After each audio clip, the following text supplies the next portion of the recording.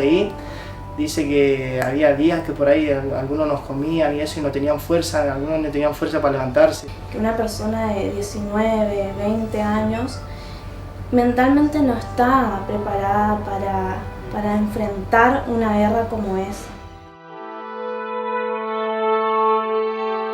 Desde mi punto de vista es lo normal nomás que se da sería en la materia historia, que te cuentan más, o sea, básico cómo fue el momento, o sea, yo creo que más se aprende de, por ejemplo, las películas y esas cosas. Vino un excombatiente a hablar un poco de lo que fue la experiencia de la guerra para él y fue un momento, lo que él nos contó fue un momento doloroso pero bueno a la vez, como que sentir que luchás por tu país. Me costaría, ¿no? Es una decisión muy arriesgada, ¿no? Pero sí, por la patria sí iría. Que iría sí, pero me parece que sería más empujada. Hay diferentes tipos de demostrar el amor hacia la patria, creería yo, que no solamente a través de la guerra.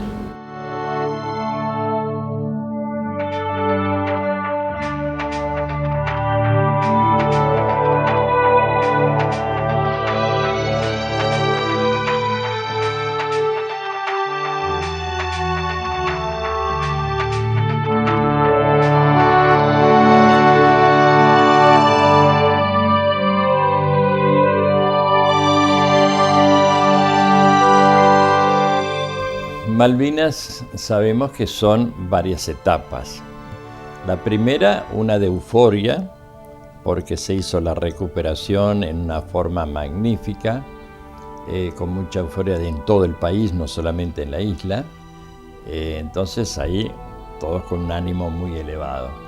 La segunda fue la de la guerra propiamente dicha, a partir del 1 de mayo, el primer bombardeo, el primer ataque británico ya sobre la isla, y que duró hasta el 14 de junio. Y la tercera etapa es la post-Malvinas, algunos días en la isla y después acá en el continente, y que dura hasta el día de hoy. Tenía 19 años, 18, y no podía ir a ver al cine una película condicionada que la protagonizaba en ese momento Isabel Sarli, pero sí estaba ya preparado para portar un arma y quitarle la vida a un ser humano. Para mí es todo Malvinas, para mí es todo, porque ahí está el resto de mi hijo.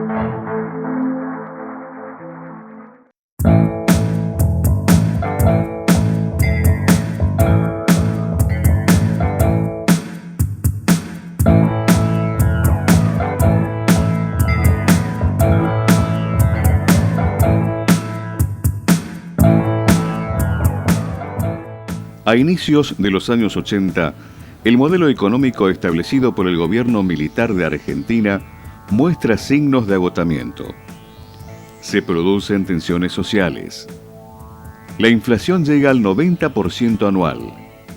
Se vive una intensa recesión y depreciación del salario real. Las clases medias se derrumban y aumenta la pobreza.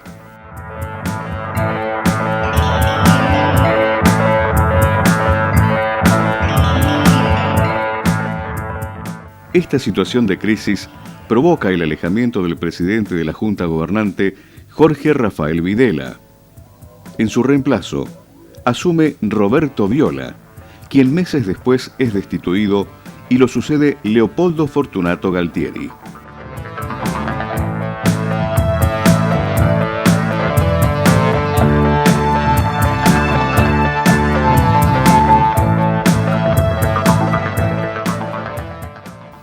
falta de acuerdo entre Argentina y Gran Bretaña se incrementa a medida que transcurre el tiempo. El gobierno militar tiene determinado su objetivo, desde fines de 1981, de invadir las islas.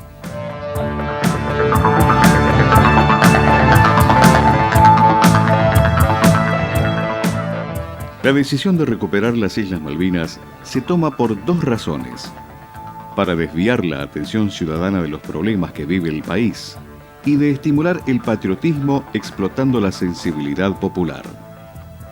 Así, se pretende recuperar el crédito ciudadano perdido, asegurándose perpetuidad en el poder.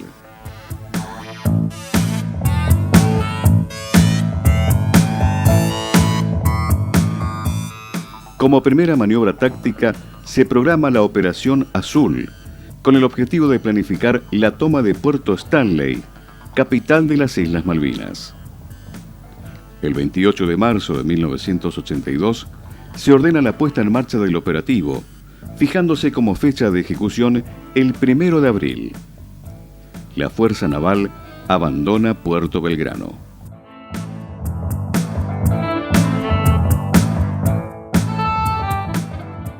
Para el 30 de marzo, la CGT convoca a una huelga general.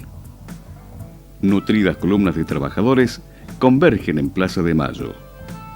Se produce una feroz represión, con el saldo de detenidos, heridos y un muerto en Mendoza.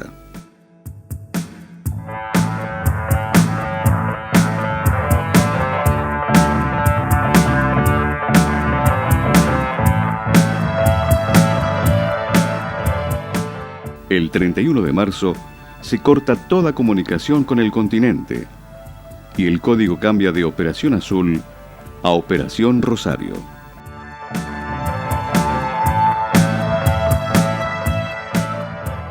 Surgieron varios comentarios. Uno es que había problemas con Chile, otro que los problemas que se estaban dando en Buenos Aires con el primer paro nacional de la CGT. Otro que había un problema en la Georgia, también se había mencionado. Lo que más fuerte corría era el problema con Chile y en Buenos Aires. Nadie sabíamos nada qué pasaba, pero era distinto porque teníamos que los cargadores ya con proyectiles de verdad, sable, bayoneta, otro tipo de vestimenta, hasta que el 29 de marzo nos embarcan en camiones, nos llevan a Puerto Belgrano. Y cuando llegamos que teníamos que subir al buque, digamos, vimos un movimiento en el mar también poco común. Y de ahí salimos. Y desde ahí en buque, en el Cabo San Antonio hasta Malvinas. Íbamos a ser los primeros argentinos después de 149 años de desembarcar en Malvinas.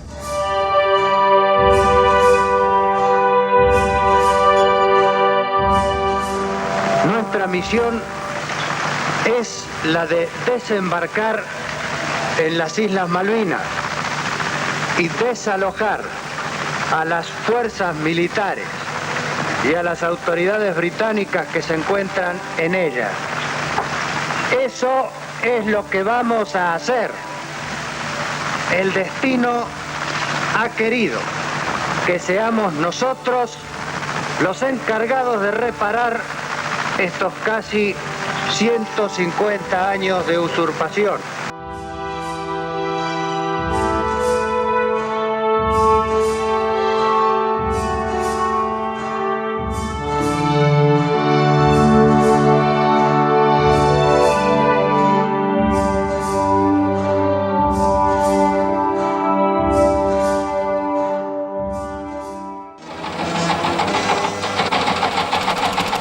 En ese momento era jefe de redacción de Norte, el periodista de la agencia de Clarín en Resistencia. Teníamos en ese momento el sistema de comunicación era a través de un telex, donde recibíamos y transmitíamos la información. Justo esa tarde me encuentro con un mensaje, escueto mensaje que decía que a la medianoche iban a tomar Malvinas, tropas nacionales. Bueno, luego una vez que hice mi rutina diaria, volví a Norte Cuando llega el director le comento la novedad, le muestro el telex, fuimos a ver los cables, averiguamos, llamamos por teléfono, etc. Y todo parecía que era inminente. Esperábamos al pie del teletipo a ver qué novedades había y todo indicaba que la cosa iba a ser así.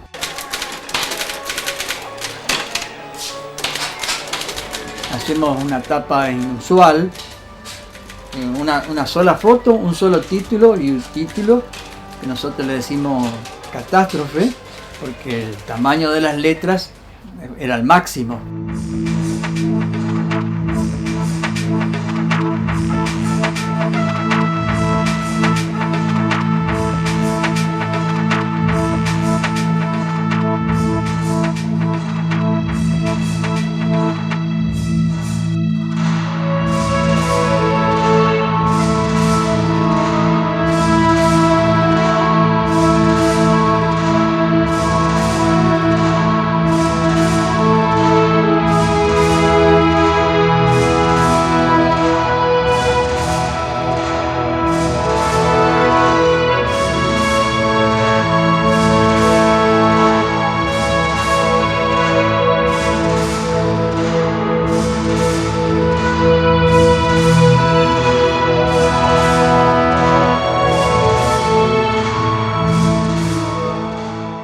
Llegamos a la ciudad propiamente dicha y ahí nos encontramos con los comandos trasladando el cuerpo de Giachino, que había caído muerto en el intento de ingresar a la casa del gobernador.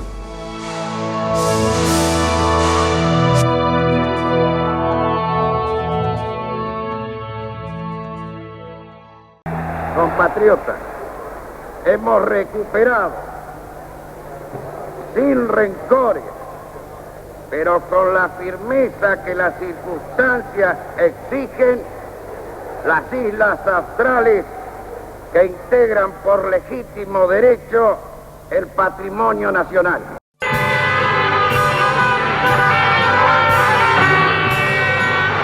Hubo un júbilo popular, eso fue lo que pasó, digamos, inmediatamente, lo que yo puedo testimoniar de lo que hizo Norte y Clarín, por supuesto. Nosotros reflejamos al día siguiente también la repercusión, y acá, que tenía un personaje muy importante a nivel nacional como era Diolindo Felipe Vite.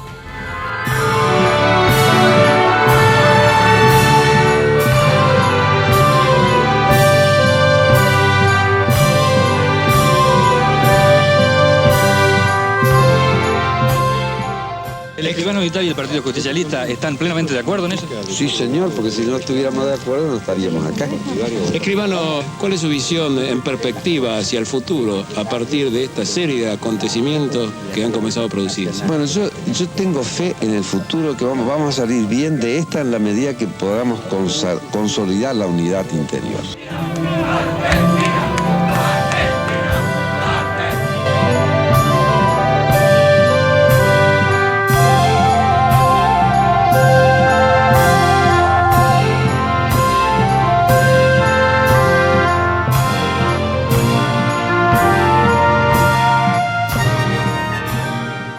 El día 2 de abril, el jefe de grupo nos dijo, bueno, le tengo que dar una noticia, Argentina ha recuperado sus Islas Malvinas, después de 149 años.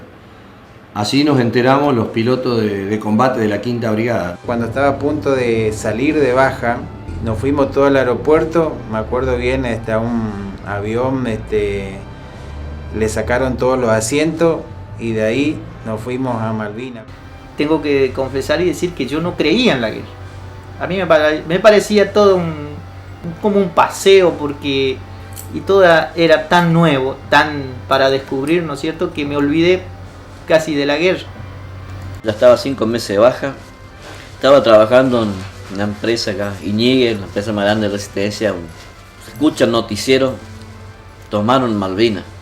Al toque voy, pido para hablar con la gerente y le digo, señor, me voy. ¿Qué pasa, Marino? ¿Tuvo un problema con alguien? No, señor, tomaron Malvinas. Yo juré la bandera, tengo que ir. Me dice, no, pero espere. Si eso después le van a citar, usted no sabe lo que está haciendo. No, señor, tengo decidido. Si después vuelvo y me guardan el puesto, bienvenido sea. Y le saludé y me fui. ¿Qué vamos a hacer? Digo, te tiene que cobrar algo. Y déselo a mi mamá, le digo.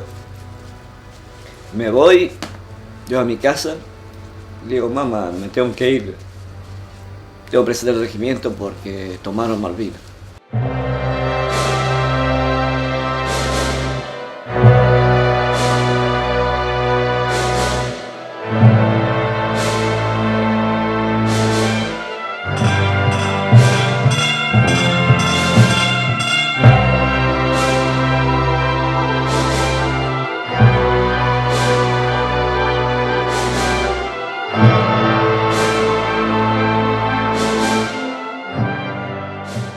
Partamos de una base que la guerra, por más que quisiéramos echarle agua bendita con las mangueras de los bomberos voluntarios, no quedaría bendecida.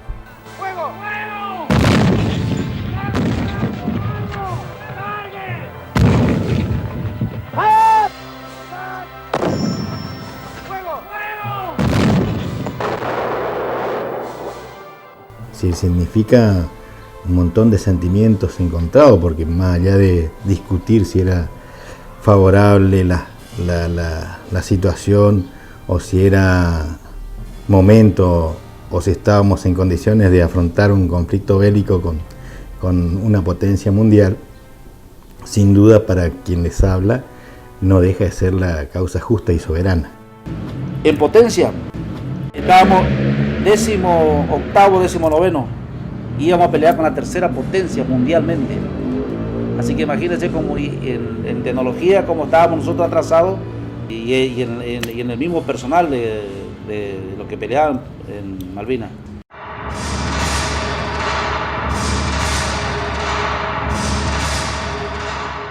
Imagínense, con la ropa de acá de Corrientes, no llevábamos pulóveres, llevábamos lo necesario que teníamos para el clima de Corrientes. En Río Gallego nos dieron una campera que se llamaba el Duera, lo único reforzado que teníamos. Baja el avión y están bajando los soldados en columna de uno, así la escalerilla, y se van formando en el aeropuerto abajo y veíamos que todos temblaban, entraban a abrir los bolsos, ¿qué pasa acá? Y bueno, y cuando llego yo a la puerta para bajar la escalera, me recibe el viento ese impresionante.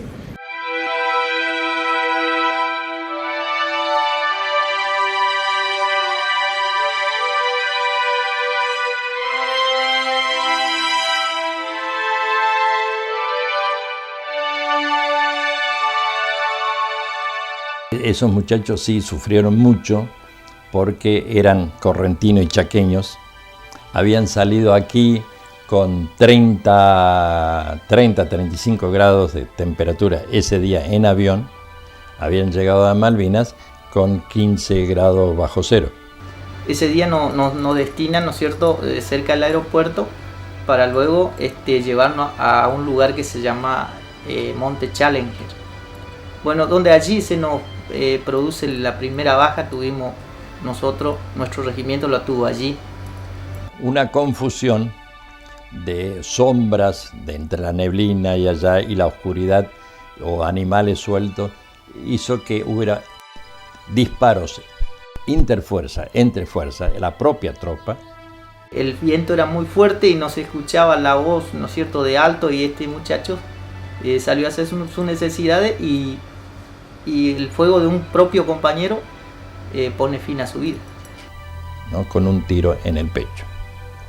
Inmediatamente, bueno, se lo lleva al hospital y así como me lo presentan en la camilla de cirugía. De estatura no era muy elevado, pero no llegaría a unos 70. 18 años, casi lampiño, casi imberbe. Me parecía un bebé. Eso me marcó muchísimo porque era el principio.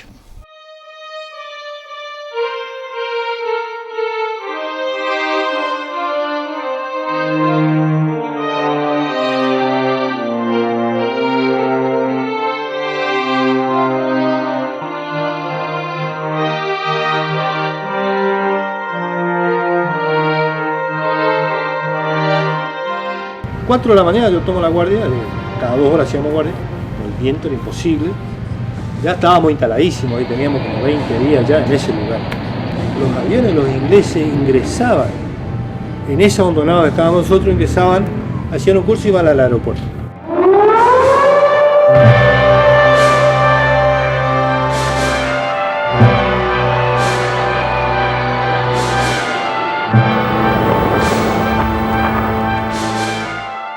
Esa madrugada, esas a las 5 de la mañana, veíamos cómo se incendiaba la pista, digamos, de aterrizaje de Puerto Argentino. Eso fue más o menos de las 5 de la mañana hasta las 10 de la mañana, fue puro bombardeo.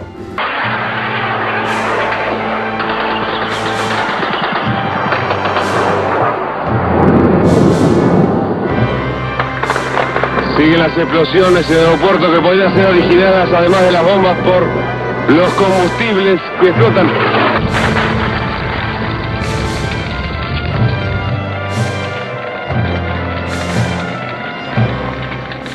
Allí tengo mi primera experiencia. Hoy me doy cuenta de mi error cuando todos mis compañeros salen, llevan sus armas y se van a ocupar posiciones porque nos dijeron que venía un ataque. En ese momento yo le digo a mi compañero de carpa que tenía allí, le digo, quédate tranquilo, dejá, le digo, hacía un frío afuera para salir. Entonces le digo, quédate, dejá, si todos los días están diciendo que atacan y nunca atacan, si vos ves que no pasan, quédate ahí, vamos, seguí durmiendo. Y ahí nos quedamos. Vino un cabo primero del ejército, parece que se olvidó algo, vino corriendo y entró en la carpa, erra su carpa y entra en la carpa donde yo estaba. Y se llevó una sorpresa, porque dice, ¿quién está aquí? Y yo haciéndome el sonso, ¿qué pasa? ¿No escuchaste la alarma? No, ¿qué alarma? Están por atacar. Y dice, salga ya rápidamente, y me cazó los pies, me tiró para afuera. Entonces cazo mi FAL, mi ametralladora, y la pongo al hombro junto con mi compañero y voy diciendo barbaridades, ¿no es cierto? Enojado porque... Pero grande iba a ser mi sorpresa. Llego a las posiciones, cuando amaneció, venía saliendo el sol. Era una mañana temprano, fría, y aparecen 2 aviones Harry británicos, ¿no es cierto? Y allí bombardean la pista de aterrizaje. Una de esas bombas va y cae justo en mi carpa.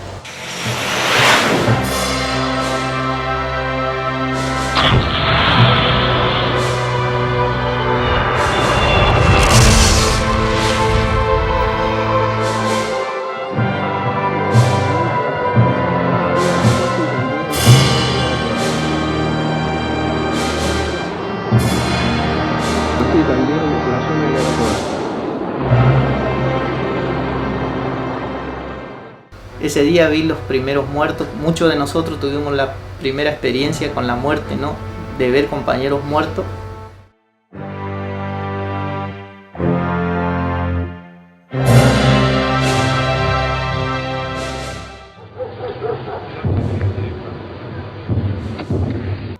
Las 2 o las 3 de la tarde más o menos, que estaban bombardeando los ingleses, y estábamos a 100 metros del G del segundo jefe, y le manda al soldado Aguilera a buscar un papel.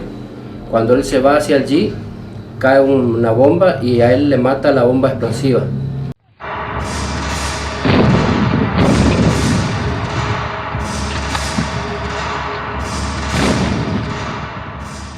Nació en General San Martín, viene a ser la Eduvige.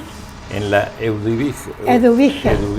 Chaco, ¿no? Chaco. En el Chaco. Sí, señor. De carácter, así en la foto se lo ve sereno. Era un chico, ¿cómo le voy a decir? Era repartido, él quería a los chicos, él jugaba. Era un chico inocente, 18 años. Cuando era inocente. Me pregunta si tenía novia, no tenía novia.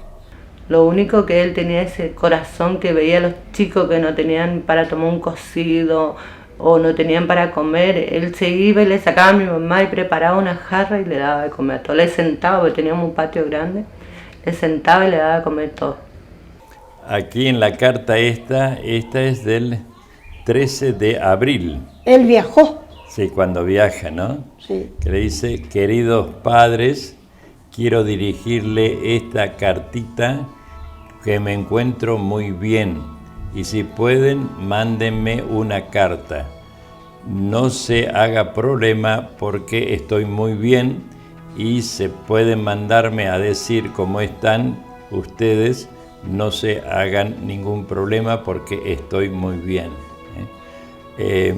Le cuento que el jueves nos vamos al sur, pero por eso no se hagan ningún problema porque nosotros nos vamos a cuidar. Un regimiento de ahora no le mando más carta porque no tengo más dinero hasta que cobremos. Me despido de todos. Chao, cariño. El nene de mamá. Y ahí otra vez. Y acá vuelve a decirle entonces, mamá, yo conseguí el certificado de séptimo. No te hagas ningún problema.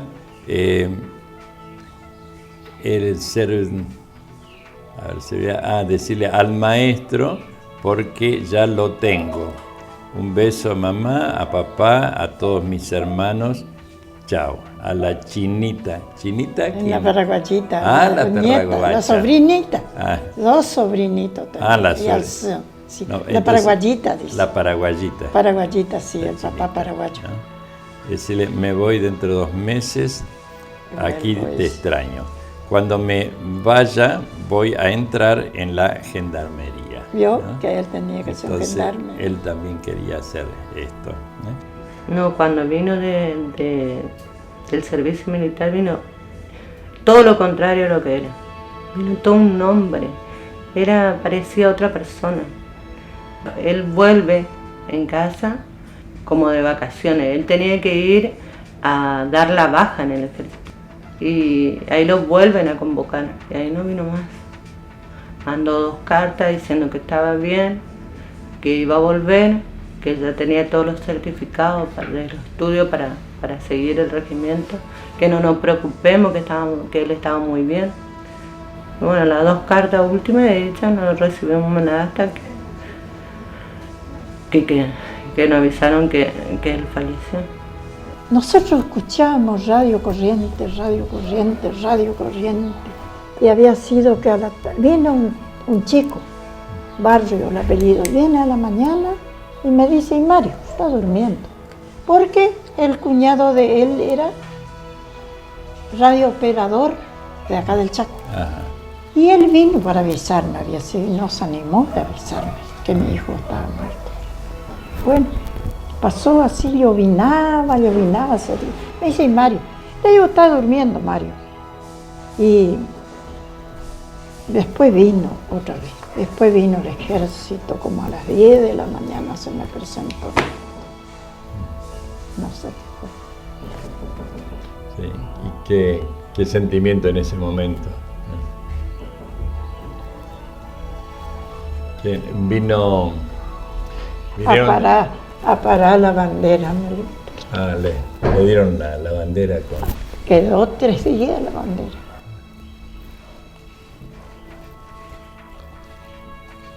Si él cuando vino le trajeron una bandera, él quería quemar la bandera. Y vino no sé, teniente coronel o algo de Buenos Aires, le dice, no, don Aguilera, no va a ganar nada con eso. Sí, pero yo tampoco gano nada porque mi hijo no me van a devolver, le dijo. ¿Para qué quiero la bandera? Y le dice, él murió por esta bandera.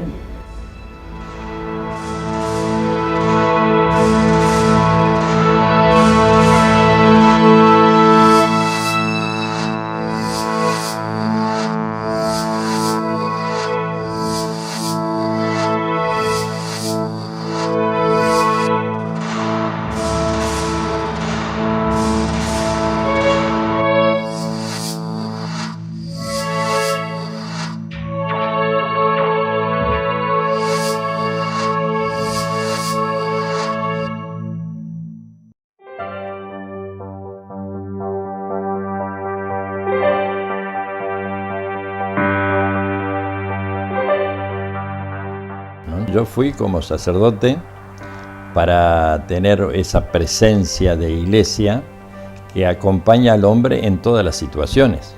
Entonces, cuando él hizo las cosas que debía hacer y cómo las debía hacer, uno tiene la tranquilidad del deber cumplido.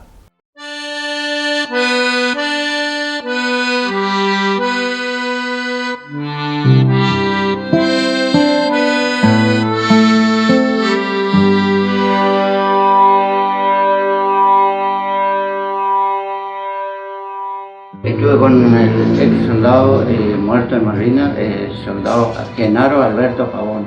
Fue alcanzado por una bomba donde le explotó por todo el cuerpo y perdió la vida.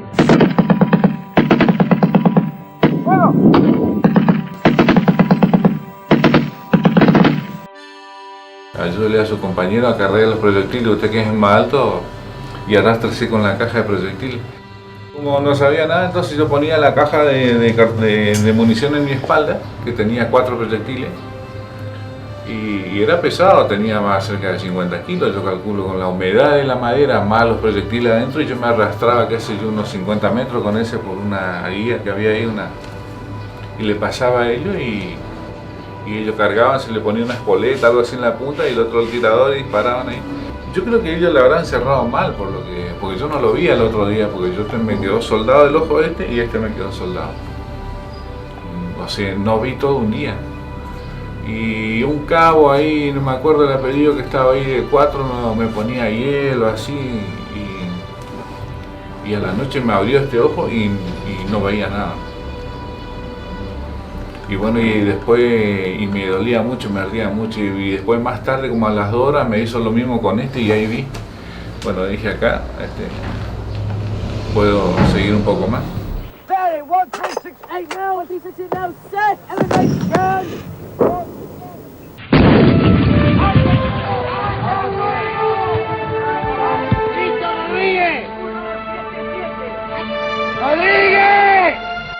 Que fuimos a minar un campo para que los ingleses no suban, y de ahí de nuestra montaña de arriba donde estaba nuestra tropa nos empiezan a tirar, y nosotros le gritábamos, le decíamos, somos argentinos, no nos tiren, y eran los ingleses. Tirábamos a la noche, pero tirábamos de balde nomás porque no veíamos, y ellos sí nos tiraban mi carpa, y sentíamos la voz de los ingleses que venían subiendo. Entonces yo le digo, vamos a disparar, nos van a matar acá si no veíamos nada nosotros. Y entonces salimos corriendo para atrás, corrimos toda la noche, sería sábado, viernes a la noche, toda la noche. Y nos empezaron a tirar la misma artillería nuestra, porque ya le dieron la voz que en esa montaña ya estaban los ingleses. Y todavía estábamos, nosotros íbamos disparando y nos tiraban los ingleses y nos tiraban los mismos compañeros nuestros, digamos.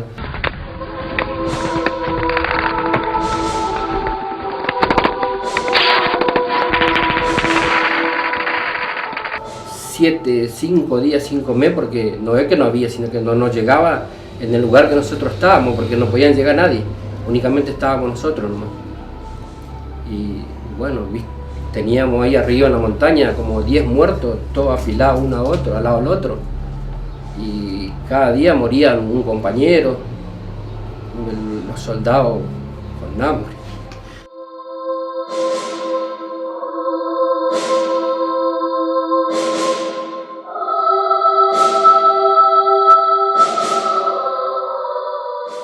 Y éramos 5 y quedamos 2.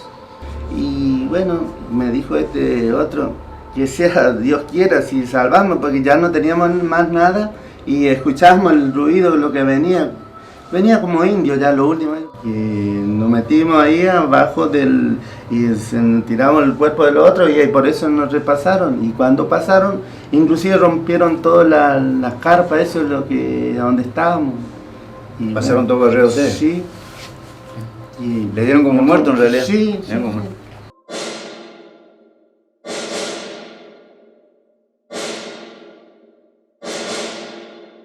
El 28-29 de mayo, ese fue el día más terrible que he vivido, que hasta el día de hoy no me puedo sacar de la mente, ¿no? O sea, me agarró un ataque de que hoy llamamos pánico, como, ¿no? Un ataque de pánico. Me quedé allí paralizado, mientras que él me gritaba, él me conocía, él sabía, nos conocíamos ahí, ¿no es cierto? Y vamos, salí de ahí, guitarra, salí, allá, salí, vamos para allá, vamos. Y yo me quedé ahí, yo le hacía con señas, que me acuerdo, con la cabeza le hacía así, hasta que de un momento, un desespero, parece que él le agarra y me caza me agarra del cogote esta parte, ¿no es cierto? Y tan fuerte que hoy le dije que hasta todavía me estaba doliendo el rajuñón que me dio, ¿no es cierto? Y me sacó, me arrastró, me llevó unos metros para allá y me siguió llevando hasta que yo no podía reaccionar. Habremos caminado unos 200 metros hasta que lo dejé cubierto ahí, que era como un galpón, algo, y estaba otro regimiento cerca, entonces lo dejé bien ahí a él. Lo del otro regimiento me gritan, soldado, cúbrase, me dice, y yo no le hacía caso. Me dice, ¿dónde? Mercedes, Corrientes, no se pegan un zapucay. Y él todavía ahí me toca la pierna y yo me voy y sigo combatiendo.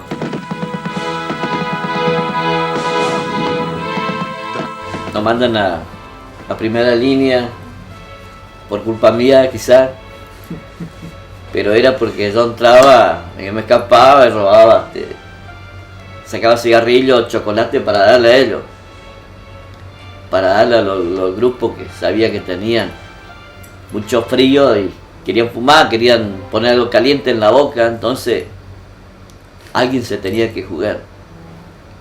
Éramos re castigados porque ahí no llegaba la comida, no llegaba nada. Un día me desvanezco, me llevaron en el rancho, me llevaron un día a que me alimenten.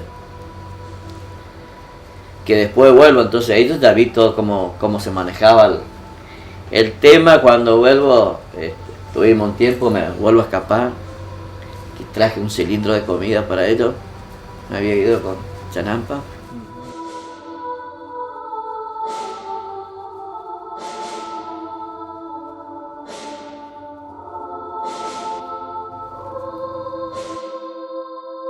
Me acuerdo que ese día estaba él, cuando trajo el cilindro de comida, ¿no? Nos dejó allí, nos repartimos y me acuerdo que cuando pasaba sacó algo del bolsillo, un paquetito así, tiró así por el aire. Era un pedazo de panceta de chancho, ¿no? Y un atado de cigarrillo ahí adentro. Era para nosotros, el grupito que estábamos allí. Me acuerdo yo que bueno, yo tiré el cigarrillo allá y guardé la panceta. Y a la nochecita la comí. Y eso es tan salado. Y parte de la madrugada tenía una sed loca.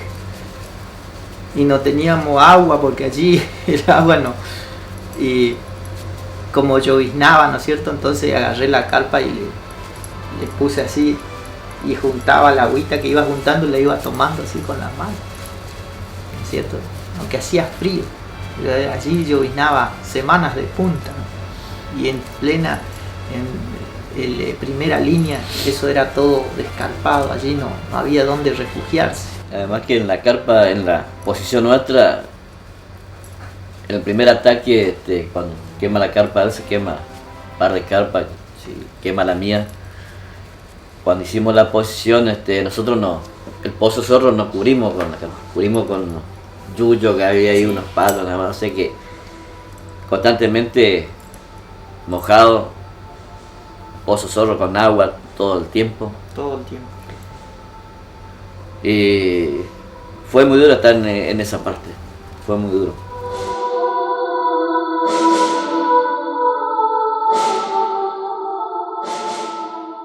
Pero me quedó después todo este tiempo, ¿qué pasó con él? ¿Sirvió de algo lo que hice? Llevarle hasta ahí, hasta salvarlo. ¿Se habrá salvado? ¿Qué habrá hecho en su vida? Me quedó esa mochila pesada que llevo hace 30 años, pero que hoy la voy a sacar. Porque empecé a rastrearle a él, a un compañero, hasta que lo ubiqué. Y él está bien. Y yo estoy bien. Porque yo le cuidaba a ellos, porque el soldado más viejo, que el 62, ellos eran, yo decía el soldado tierno. El tierno. Y ahora estoy tranquilo porque mis soldados también. Creo que cumplí con mi misión. Estoy muy orgulloso de ellos.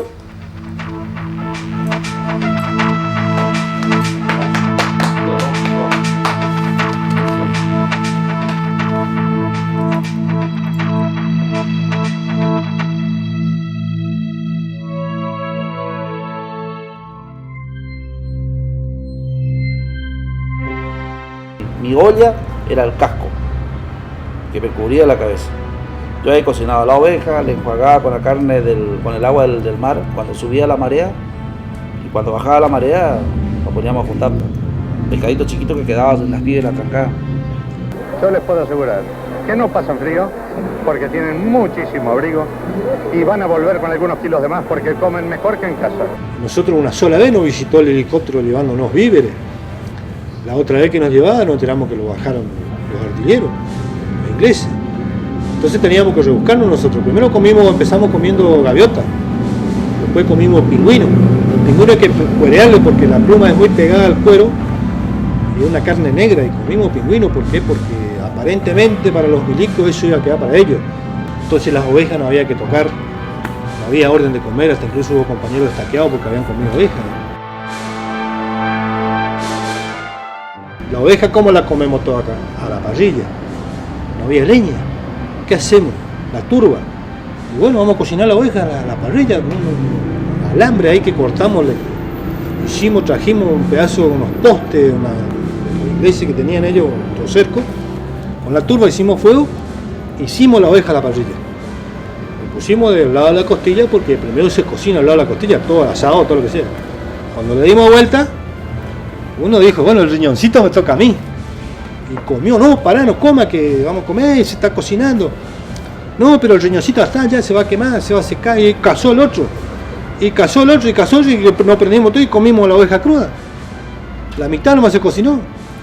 Y después dijimos, no se puede, así no se puede comer así, una vergüenza que somos caníbales.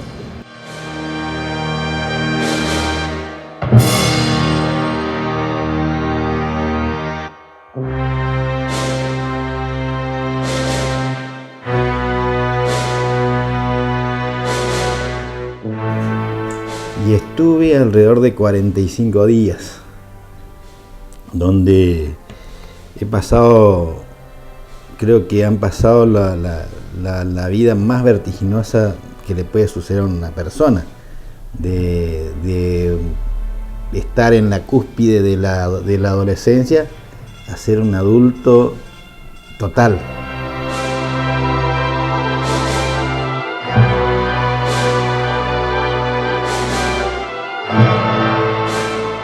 Yo me enteré que mi hermano estaba en Malvinas a través de la televisión, en un programa que se llamaba 60 Minutos. Mi vida cambió muchísimo desde ese momento. Nos sentíamos muy solos porque no teníamos papá, ya no teníamos mamá. Y yo decía, no puede ser que nos pase esto, un hermano en la guerra. Por favor, Diosito, ayúdanos. Y ahí todo el tiempo, pidiendo por mi hermano. Y era trabajar y llorar todo el tiempo y venir atento a las noticias.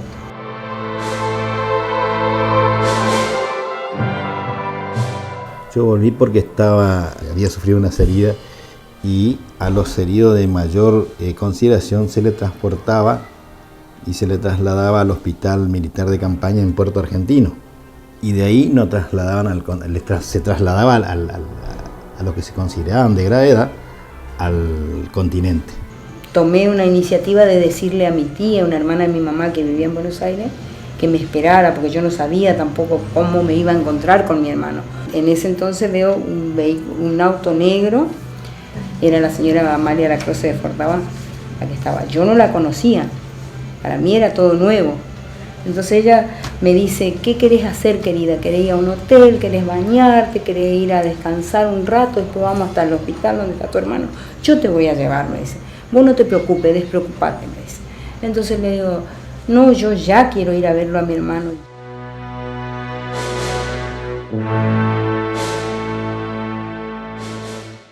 La señora de Fortabá tuvo mucho que ver con la vida de mi hermano. Desde ese momento cambió muchísimo también la vida de él.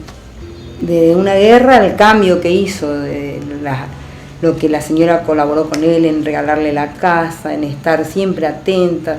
Fue la madrina del primer hijo de él y siempre estuvo en contacto con él.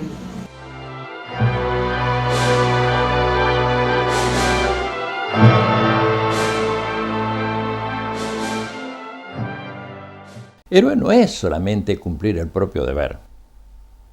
Héroe es aquel que hace su deber y da un plus.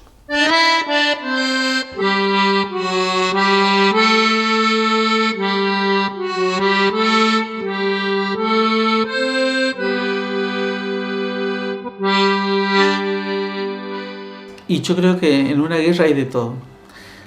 La guerra engendra a los héroes y a los cobardes. De lo contrario no sería una guerra. Yo no le culpo a nadie, ¿no? Tuve miedo.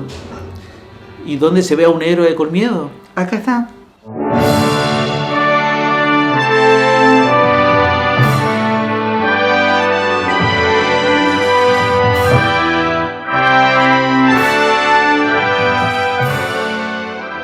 Yo tenía miedo y decía, no, pero no puedo avanzar. Eso era un infierno de trasante, había fuego de mortero, era de noche, era realmente un mundo de luciérnaga, la trasante de los ingleses. Yo no puedo meterme ahí.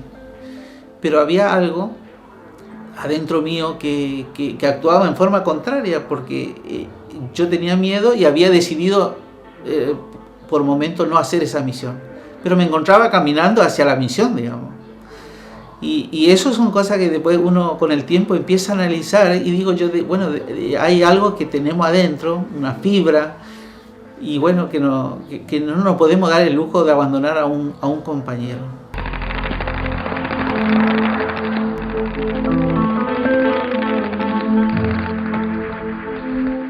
En ese acercamiento hacia el teniente primero es donde muere el chaqueño Julio Romero, un toba. Y bueno, él muere realmente combatiendo, porque él disparaba sobre la zona donde venían los ingleses y de donde le dispararon a él, pero ya estaba muerto al poco rato. Un ejemplo, ¿no? Un hermano nuestro. Y después tuve que seguir avanzando hacia un desfiladero donde tengo, digamos, mi otro combate con un inglés, oscuridad, bengala y trasante. Y fue un momento muy sangriento, ¿no es cierto? Hasta que un poco más arriba veo que había un hombre que estaba detrás de unas piedras combatiendo, como decimos nosotros, a lo loco, ¿no? Tirando por todos lados con su fal, y era el teniente primero Echeverría, donde he alcanzado por 3 disparos juntos en la pierna. Ese es el momento en el que yo le llego, digamos, y él me pregunta quién soy, y le digo, el cabo Baruso, y le vengo a llevar. Y me dice él, no, andate, Baruso, déjame morir a mí, yo estoy en paz.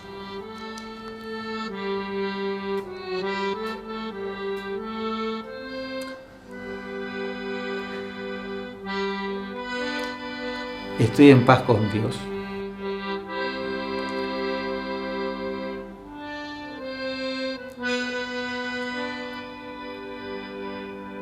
Me pidió que me alejara, que lo dejara ir.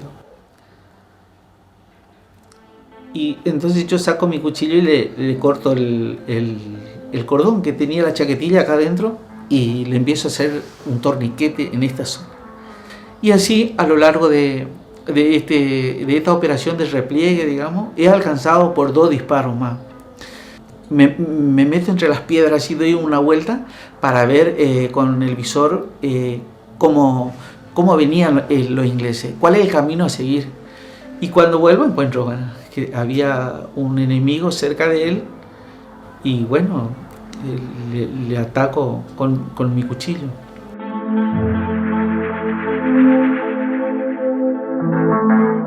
Después, nuevamente, tratando de movilizarle con mucha desesperación, porque no tenía el conocimiento necesario y sentía la impotencia de que todo ese esfuerzo, digamos, que hacía él y que hacía yo, era como que no estaba sirviendo de nada. Hasta que por ahí aparecieron los ingleses por retaguardia y no lo toman prisionero. El jefe de ellos me apunta con el fusil, y una palabra que nunca me olvido fue que dijo, ok, argentino. Vino con el fusil y me golpeó así un poquito el cuchillo yo largué y me abrazó como si fuese mi padre, siendo mi enemigo. Y lo va a seguir siendo por el resto de mi vida, ¿no es cierto? Porque ellos estuvieron luchando a la orden de una corona, en un terreno usurpado por ellos.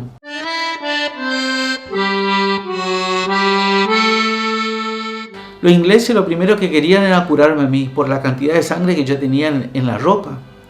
Y yo le decía que no era yo el herido, sino que era el teniente primero. Y bueno, después de 24 años, el teniente primero me cuenta que a ellos lo alzaron en un helicóptero y lo llevaron a un barco, donde le prestaron sus primeros auxilios.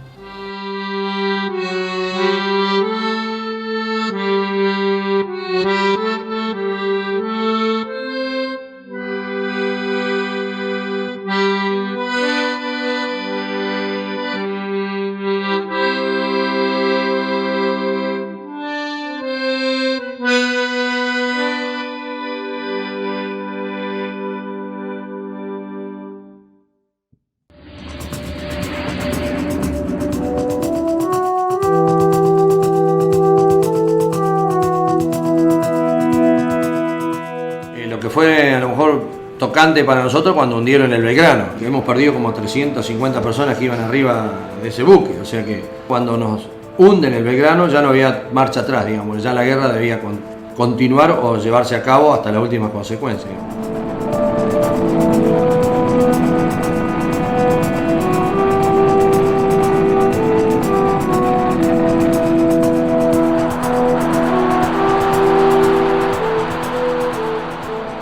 Las operaciones que hacíamos normalmente era ataque a buque, a pesar de que nos habían dicho que era muy difícil que atacáramos a buque, pero bueno, era la única manera de tratar de neutralizar el desembarco de los medios navales o los medios terrestres que venían a atacar a las fuerzas nuestras de tierra.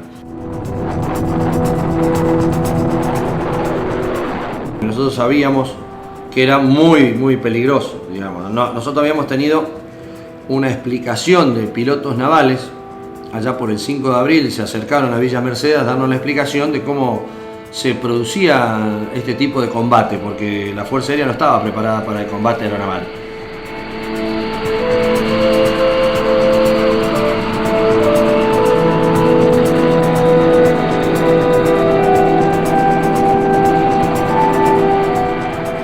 Todo el mundo sabía la tremenda diferencia que había entre la defensa antiaérea y los ataques nuestros.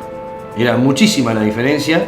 No creo que en otras épocas, en otros combates, haya habido tanta diferencia. De hecho, lo declararon pilotos avesados de la Segunda Guerra Mundial que conocían de hechos bélicos importantes. Nunca hubo una diferencia tan grande.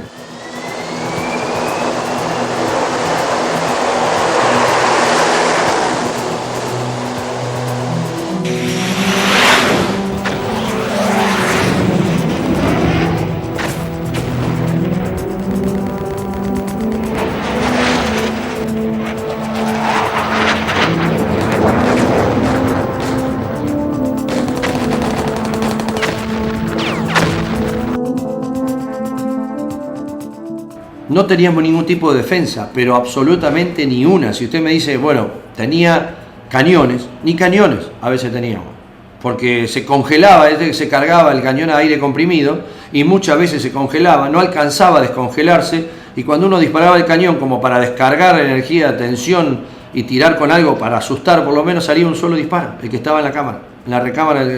No hablemos de medidas electrónicas o contramedidas electrónicas para perturbar los radares o los lanzadores de tiro del enemigo.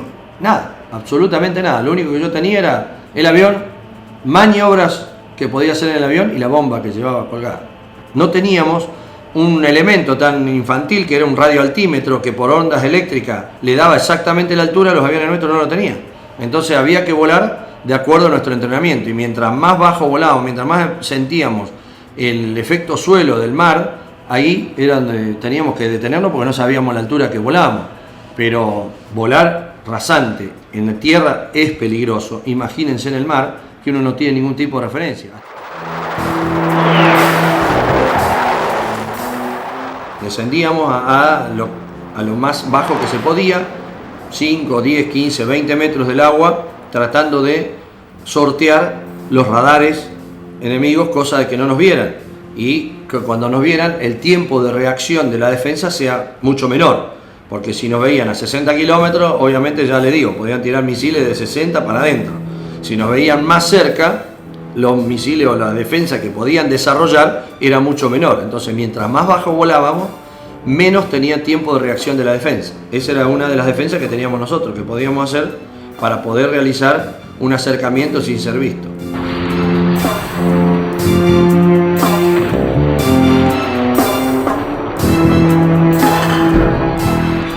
Cuando llegaba a la zona del blanco, ya ahí la tensión ya no se podía medir. Ya si de 1 a 10 ya no se podía tener 15, uno porque no tenía medición. Ahí ya estaba tensionado mirando al blanco y respirando con la mayor velocidad posible, porque uno no sabía lo que podía llegar a pasar.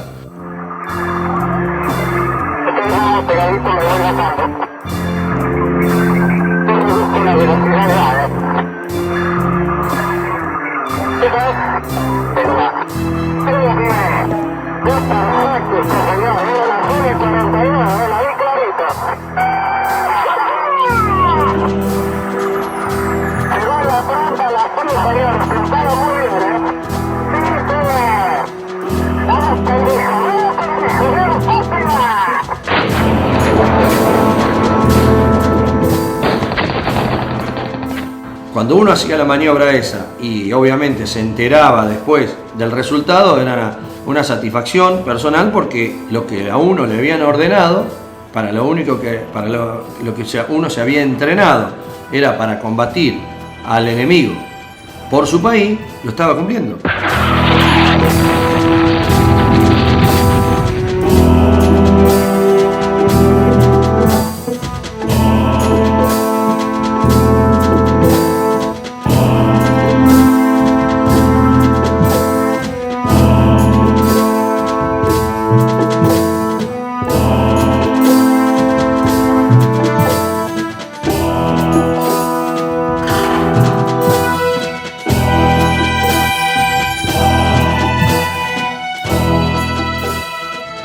Yo lo que me llevo, o lo que siempre digo y admiro, eran mis superiores.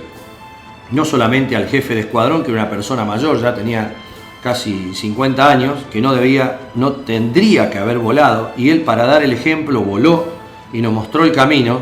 Digo, si esta persona, con toda la responsabilidad que tiene, con toda la experiencia que tiene, con a lo mejor el background que tiene atrás, o todas las inputs que tiene atrás, que su familia, que sus hijos, me da ese ejemplo, a mí no me cabe duda que tengo que seguirlo o hacerlo mejor todavía.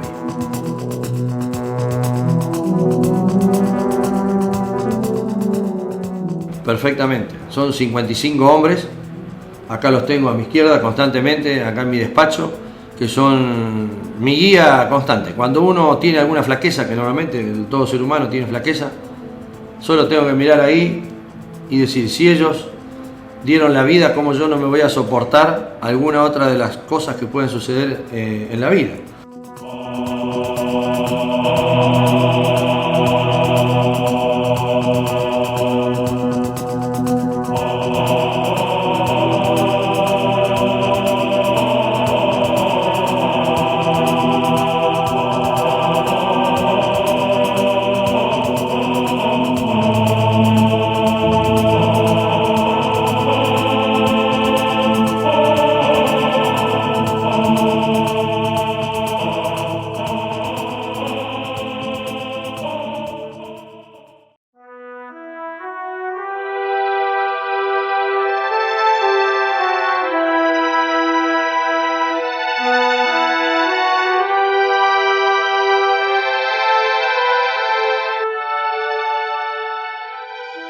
Ha sido condecorado o declarado héroe nacional a un soldado, al soldado Poltronieri.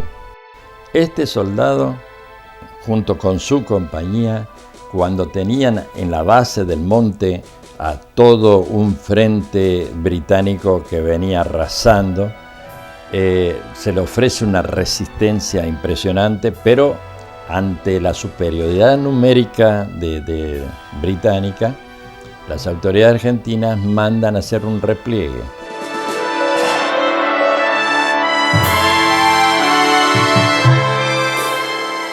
Y eran como las 5 de la mañana. Cuando lo bajan a los Berger de arriba, a mí me agarró como un ataque de locura, quería bajar a todos.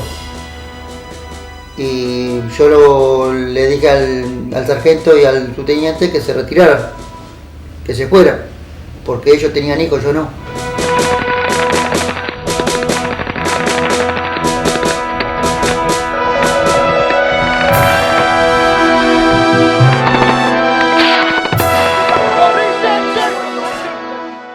Los ingleses me tenían rodeado y como no podía avanzar yo lo sostenía con la ametralladora y a mí me sacudían balas por todos lados, hacia arriba pegaban en todos lados. Y bueno, fue el destino mío que por lo menos gracias a Dios no tuve ninguna herida. En ese momento no pensaba nadie, vos pensás en vos nomás. Sos vos y sos vos, porque depende la vida de cada uno, o la de ellos o la tuya. Porque todos tienen miedo, todos tenemos miedo. Pero cuando las papas queman y vos ves que te maten a un compañero, por ese compañero hace cualquier cosa.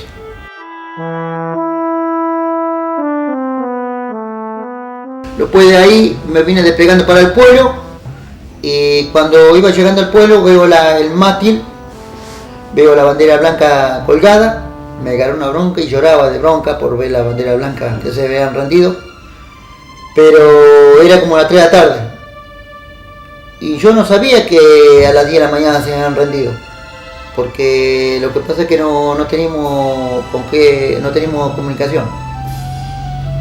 No teníamos el equipo adecuado para comunicarlo y decir, bueno, ya se terminó la guerra. Y así murieron muchos compañeros. La actitud que tuvo de ofrendar su vida si fue necesario para poder salvarla de todos sus compañeros, eso no es de un chico, es de un hombre de 18 años. Y que le cabe la palabra del hombre porque todos sabemos que no es la hombría cuestión de cronología. Hay hombres que son niños, pero hay niños como estos que son hombres y lo demostraron. Por eso soy reconocido con la Cruz al Heroico Valor en Combate que le voy a mostrar. Este me otorgó el Congreso de la Nación y este me lo dieron en el Regimiento 1 Patricio. No podían decorar a un soldado argentino si no lo reconocían a los enemigos. Los enemigos venían filmando un video donde yo salía con la ametralladora en diferentes lugares. Por eso me otorgan la Cruz al Heroico Valor en Combate.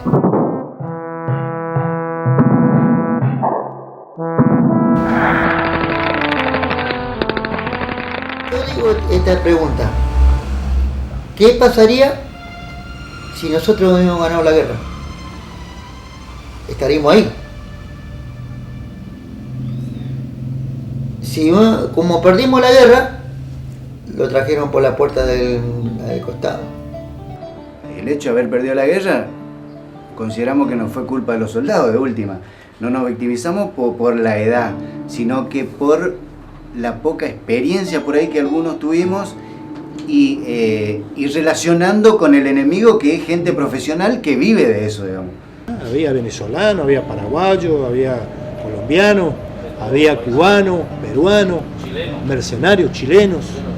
Y ellos hablaban, ¿cuánto le pagan a ustedes, che, por lo que hicieron? Nada, nosotros venimos por la camiseta, por la bandera, por nuestra patria, por nuestra tierra.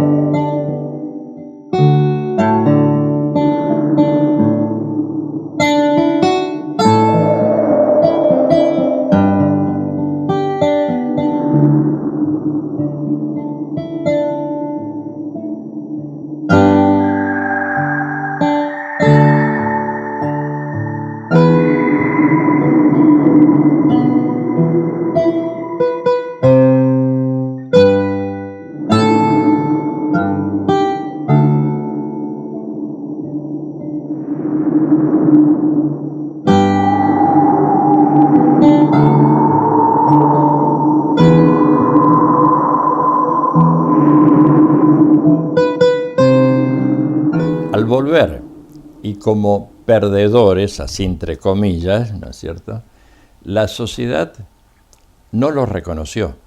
los hizo culpables de la derrota. No les dio el apoyo necesario al trauma de muchos de ellos porque eran muy jóvenes y se encontraron con situaciones que sobrepasaron sus experiencias y las vivencias fueron tan fuertes que cayeron en una depresión grande. Y a decir verdad, y esto es una verdad histórica, política, social, de todos los puntos de vista que hay que decir, el Estado, la nación, aquella nación, porque la patria esa que nos necesitaba, una vez terminado, se lavó las manos y no nos apoyó en nada.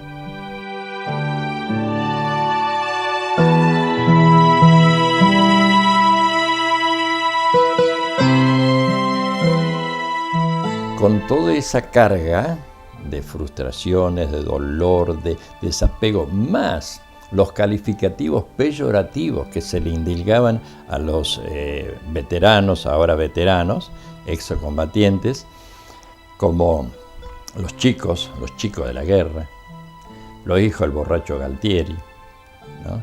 Y otras así similares. Bueno, todo lo que ellos querían contar no era bien recibido, entonces se llamaron a silencio. Ese silencio no expresado produjo algo que se llama ahora estrés postraumático de la guerra. Se encierran, no hablan, no aguantan las maquinaciones personales y llegaron a un momento de eliminarse. ¿Para qué estoy? ¿Para qué trabajé? ¿Por qué tengo que sufrir? Y es así como en la actualidad tenemos más muertos en la post-Malvinas que durante la misma guerra de Malvinas.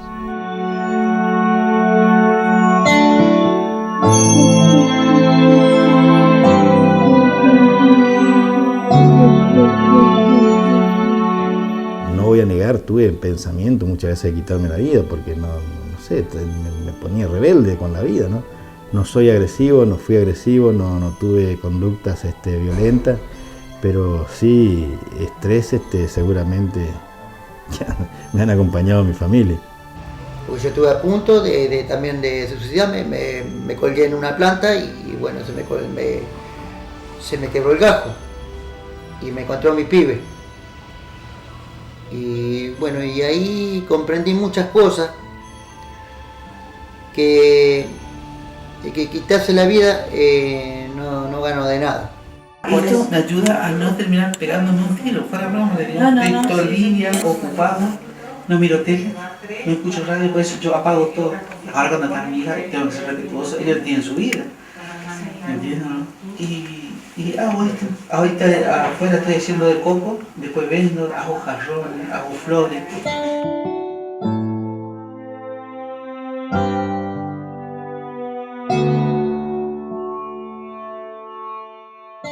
Fue un día que no dormí toda la noche, ¿no es cierto?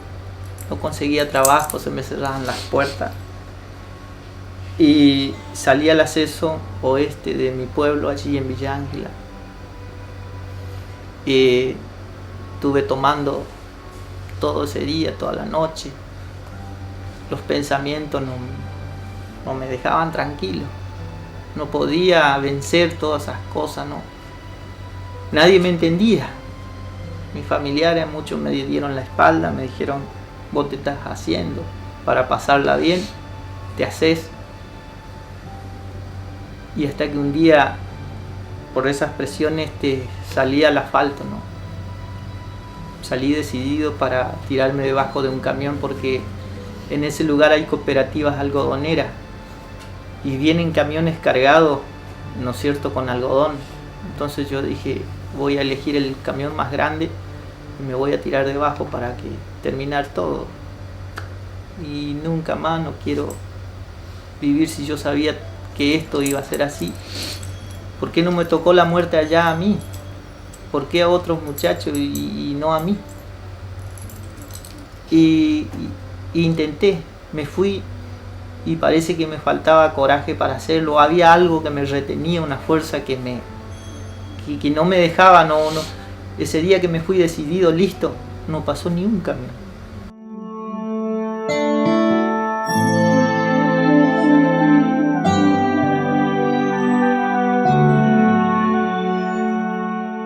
El primero de los derechos humanos tan publicitados, tan ¿no? presentados así, los derechos humanos. El primer derecho humano es el derecho a la vida. ¿Qué hacemos para conservar la vida y darle calidad a la vida esa?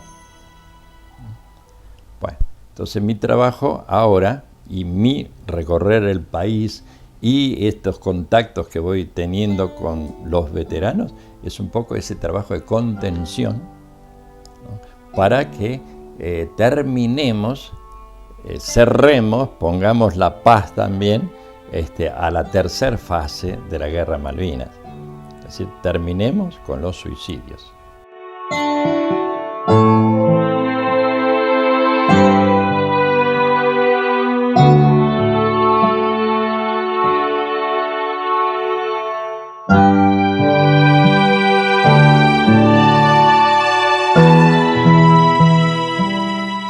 Nadie vuelve de una guerra si es que vuelve como fue. Muere el que muere y un poco muere el que vuelve también. La guerra les pone un sello como quien marca una res. Lo marca al que muere en ella y al que no muere también. Un día la guerra acaba, pero no el luto que es fiel por el que murió y un poco por el que volvió también.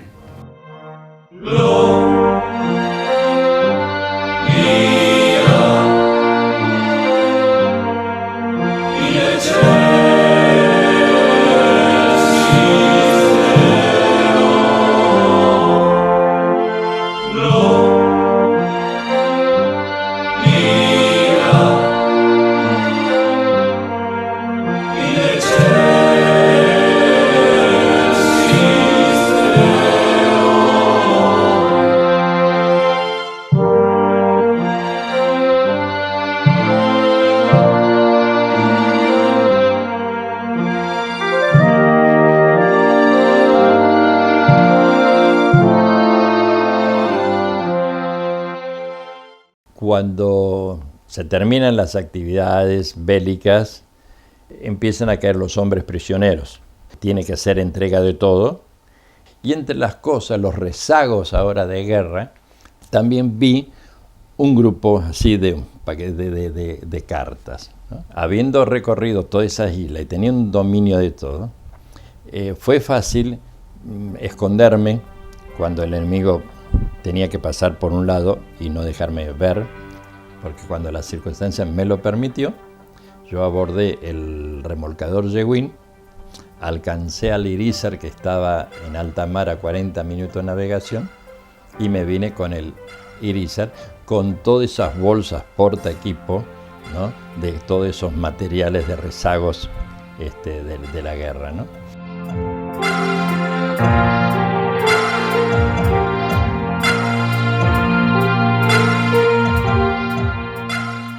Cada vez que se me presenta la oportunidad de visitar una parte del país, veo que tengo, entonces voy. Pensando y teniendo que venir acá a Resistencia, me la traje. Primero fui al remitente. Me dicen, sí, no, aquí estuvo, pero no está más. ¿Y dónde fue? Y no tenemos referencia y esto.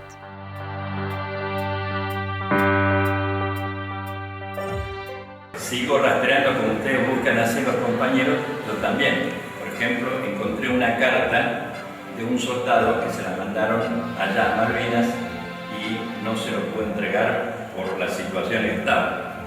Esa carta tiene casi 30 años, todavía la tengo yo, lo estoy buscando, entonces estoy esperando el encuentro para poderles decir, después de 29 años, acá llega un poco atrasado, pero acá está la carta. Pedí una guía local de teléfono.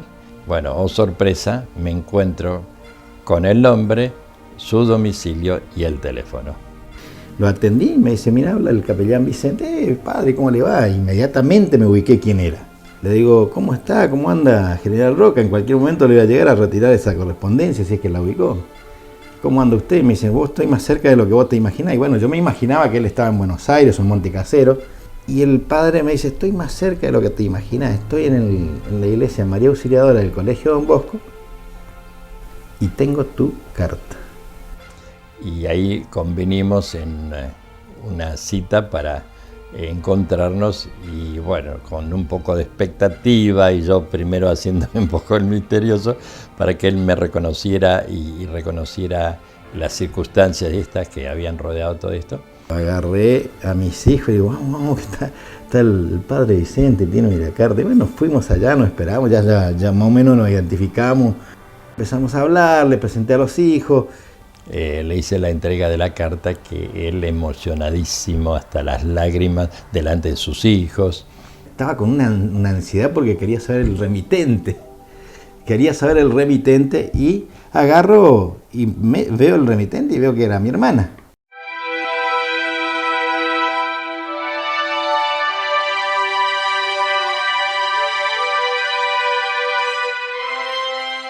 Me decidí a escribirle en el tiempo que nos enteramos que estaba en Malvinas, mi hermano, y ahí empecé a escribir cartas todos los días, era escribir y lloraba porque no quería que le pase nada a mi hermano.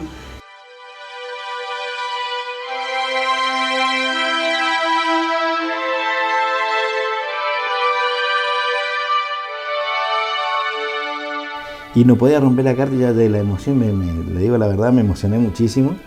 Y me traían recuerdos, así, pasaron tantas imágenes por mi mente en segundos, y no, que tal y así que me ayuda el padre Jorge, sí, el padre Eduardo Jorge, y rompemos, yo con un cariño tocar ese sobre amarillento, y empiezo a abrirlo, y cuando empiezo a leer no podía creer.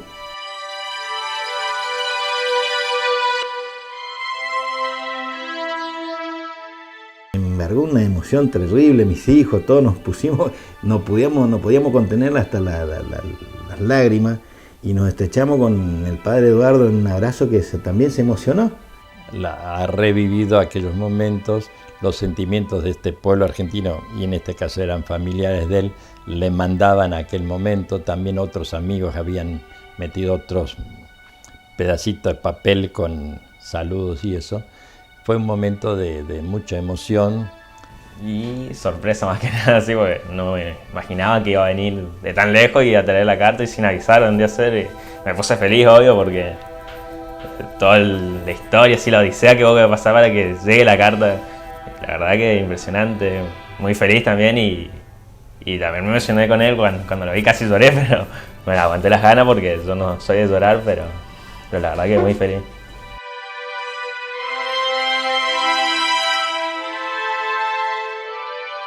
Uno, que nadie se iba a imaginar que iba a llegar una carta de hace tantos años. Dos, porque todo el mundo, cuando vos ves un documental o escuchas algo, ¿qué es lo que siempre te dicen? Que se perdieron muchas cosas, las cosas que se enviaban, cartas, todo eso. Entonces ni te ibas a imaginar que iba a aparecer. Y aparte de mi tía, que es con la tía de parte de él, digamos, con la que más afecto tenemos, o sea, todo el día estamos juntos y eso. Entonces como que, no sé, fue como volver el tiempo atrás así, y el que quería que escaneemos, quería subir al Facebook, que todo el mundo viera así, no sé, y ver la emoción que él sentía, como que nos transmitió mucha felicidad a nosotros.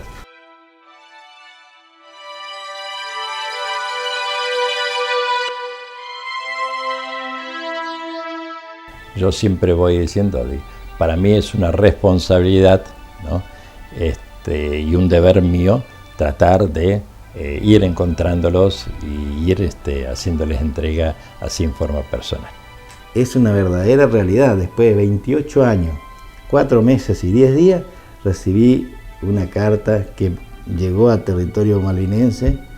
El archipiélago volvió y volvió a manos de este padre, de este sacerdote que tuvo la deferencia de conservar todos esos rezagos de guerra, de conservar estos testimonios, que debe ser uno de los pocos que conservo y que tengo, porque no tengo otra cosa yo de lo que es la guerra de Malvinas, salvo algunos trofeos, algunos reconocimientos, digamos. Tengo medallas, el diploma de honor del Congreso, el diploma de honor del Ejército Argentino, el botón de solapa, medallas, pero testimonio de aquella época real es esta carta que me marcó profundamente en mi vida.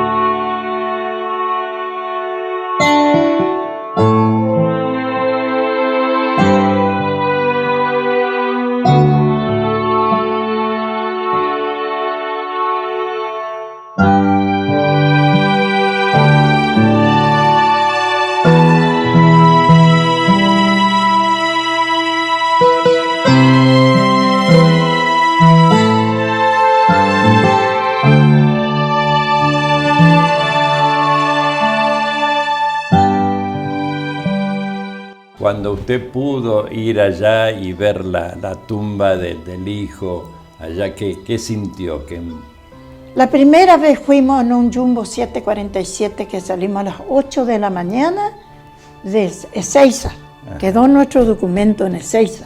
Llegamos, nos metieron los ingleses en un galpón. De ahí tomamos un helicóptero y volamos 35 minutos al cementerio. Tuvimos una hora. Volvimos, llevó otro grupo y así. No había nada, no había camino, no había... Y yo miraba, yo decía, ¿dónde será que luchaba mi hijo? Porque yo le pedía a los militares para que algún día me enseñen dónde derramó la sangre mi hijo. Todos los veteranos de guerra tenemos algo en común acá. Necesitamos nosotros volver de vuelta. Visitar nuestras tumbas de nuestros compañeros que están instalados ahí, que están de guardia en ese lado, y nosotros estamos de este lado. Y esa angustia nosotros vamos recorriendo todas las partes donde nosotros tuvimos, que hicimos, te trae muchos recuerdos, pero así se te hace. Llorá y yo cuando llegué, mala bronca es, viste, que vos tenés que ir a Malvinas y tenés que ir con una visa. Yo me explicaba por qué tenemos una visa siendo que es Argentina. Y los ingleses vienen acá como panchos por su casa, entran así sin visas, no entran así nomás. Y nosotros para ir a Malvinas tenemos que ir con la visa, si no, no podemos entrar. Rechazo absolutamente la posibilidad del uso de un pasaporte para visitar mi país, mi suelo, de esas cientos de cruces blancas que son banderas celeste y blanca que están flameando en Malvinas. La mejor demostración de que el Malvinas son nuestras, el hecho de que estén las cruces blancas ahí. Respeto la decisión personal e individual de cada uno de los familiares de los soldados que quedaron en Malvinas. La ausencia de casi 30 años de un familiar directo debe ser muy dolorosa. Pero yo creo que Dios le dio un legado. Ellos no murieron en un accidente de tránsito ni en un asalto. Ellos murieron defendiendo la patria y murieron en un lugar impensado para todos los argentinos. Y están en su lugar, en donde Dios le dijo que tenían que estar. Y son las banderas celeste y blanca que están en Malvinas.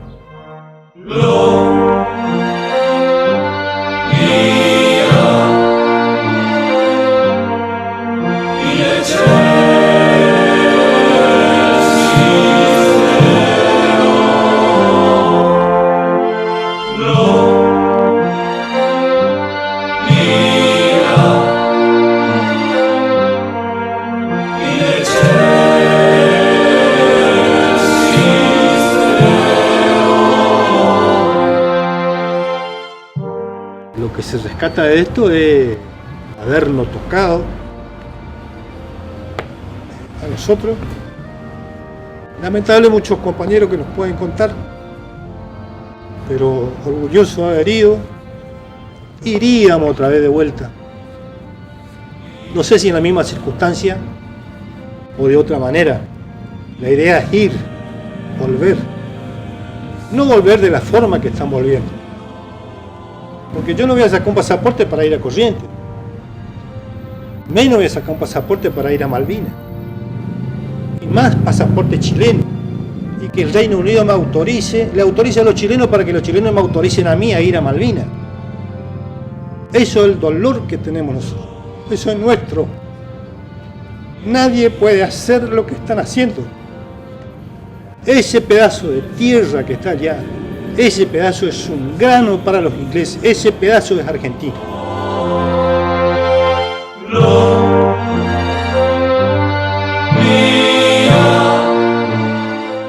Para mí fue un orgullo ir a defender a mi patria. En esa edad, tenía 19 años ya, cumplido, que había cumplido el regimiento, cumplí mis 19 años, salí de baja. Y antes que me llegue llamado, me presento. Porque teníamos otros valores. Ojalá lo tuvieran los chicos de esa edad en este momento. Había jurado la bandera, hice un juramento. Que creo haberlo cumplido. Y ahora digo, misión cumplida para mí.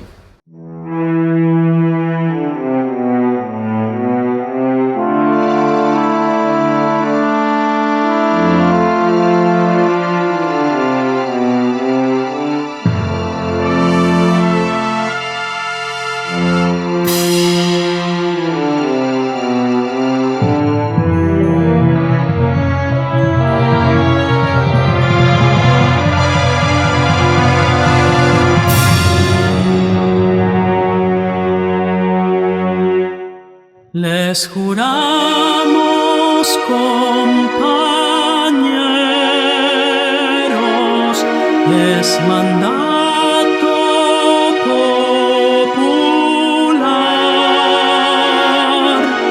en la cruz de su memoria, la bandera enarbolar.